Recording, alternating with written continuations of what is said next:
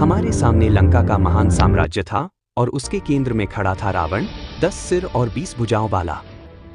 उसकी शक्ति ने हमें कई बार भयभीत किया, लेकिन हमारे हृदय में राम का नाम था और यही हमारी सबसे बड़ी शक्ति थी। युद्ध कई दिनों से चल रहा था। हमने रावण के सबसे शक्तिशाली योद्धाओं को परास्त किया था। मेघनाद और कुंभकर्ण जैसे महारथी भी हमारे सामने टिक नहीं पाए थे।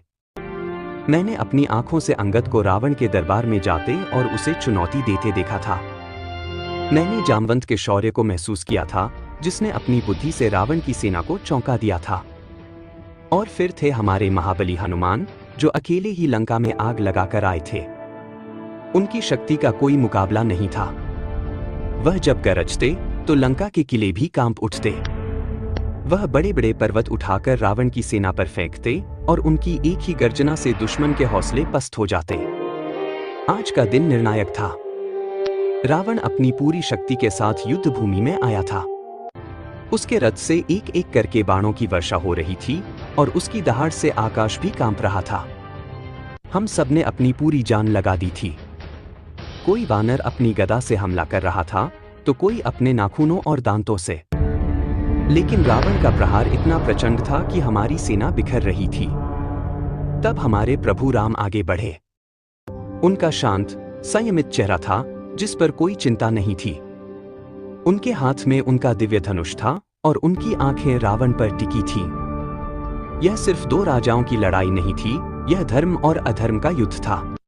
राम ने एक के बाद एक बाण चलाए जो रावण के सिरों को काट रहे थे। रावण के सिर कटते और फिर तुरंत नए सिर उगाते। यह देखकर हमें निराशा होने लगी। रावण के चेहरे पर एक भयानक मुस्कान थी। वह राम पर हंस रहा था। वह सोच रहा था कि वह अपराजेय है। मैंने देखा, हनुमान प्रभु के पास आए और उन्होंने कुछ कहा। प्रभु ने उनकी बात सुनी और एक गहरी सांस ली। तभी विभीषण, जो रावण का भाई था और अब राम के साथ था, ने राम को रावण की अमरता का रहस्य बताया। रावण ने अपनी अमरता अपनी नाभि में छिपा रखी थी, अमृत से भरी हुई। राम ने एक पल भी बर्बाद नहीं किया। उन्होंने अपने तरकश से एक दिव्य बाण निकाला, ब्रह्मास्त्र। उस बाण में सूर्य का तेज था और पूरी धरती उस बाण की शक्ति से चमक उठी। राम ने धनुष पर प्रत्यंचा चढ़ाई और लक्ष्य साधा। उनका ध्यान सिर्फ एक ही जगह पर था, रावण की नाभि। और फिर वह हुआ। राम ने बाण छोड़ा।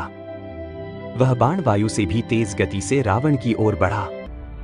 रावण ने उसे रोकने की कोशिश की, लेकिन वह बाण इतना शक्तिशाली था कि उसे कोई नहीं रोक सका। वह सीधा रावण की नाभि में जाकर लगा। एक भयानक चीख निकली। रावण का शरीर कांपने लगा। उसके 10 सिर और 20 भुजाएं सब एक साथ हिलने लगे। और फिर उसके शरीर से एक तेज चमक निकली। वह चमक, जिसने कभी लंका को प्रकाश दिया था, अब धीरे धीरे कम हो रही थी। रावण का विशाल शरीर धरती पर धड़ाम से गिरा। लंका की सेना में हाहाकार मच गया। हमने अपनी आंखों से रावण को गिरते देखा था और हमारी खुशी का कोई ठिकाना नहीं था। चारों ओर जय श्री राम की गूंज सुनाई दी। युद्ध समाप्त हो चुका था। हमने अपनी जीत का जश्न मनाया। प्रभु राम ने हमें गले लगाया और हम सभी की आंखों में खुशी के आंसू थे। इसके बाद हम सब अशोक वाटिका की ओर बढ़े। वहां हमारी माता सीता रावण की कैद में थीं। जब हम वहां पहुंचे तो माता सीता को देखकर हम सब भावुक हो गए। राम को देखकर उनकी आंखों में भी आंसू थे। प्रभु राम ने माता सीता को अपने साथ ले जाने के लिए कहा और वह खुशी खुशी उनके साथ चलने को तैयार हो गई। उस दिन हमें लगा कि हमने सिर्फ एक युद्ध नहीं जीता, बल्कि हमने धर्म की रक्षा की और इस धरती पर एक नई सुबह लेकर आए।